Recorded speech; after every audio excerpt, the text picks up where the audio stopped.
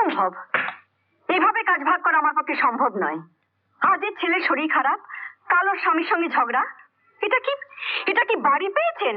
আমি তো অন্যদিন আপত্তি করি না, আজ আমার একটা অ্যাপয়েন্টমেন্ট আছে। আজ তাই বলছিলাম দেখছিস না?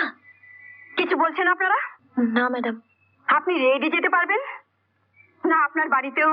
না ম্যাডাম, আমার বাড়ি ফিরবার কোনো তাড়া নেই। খেতে দাও মা।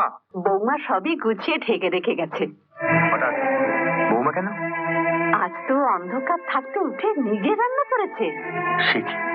বৌমার ইচ্ছে ছিল তোর সঙ্গে একসঙ্গে বসে খেয়ে অফিসে যাবে, তা তুই এমন করে চলে গেলি। বৌমা তো কিছু না খেয়ে। আজ আমাদের বিয়ের 2 বছর পূর্ণ হলো। এরই মধ্যে তোমার কাছে আমি এত পুরনো হয়ে গেলাম।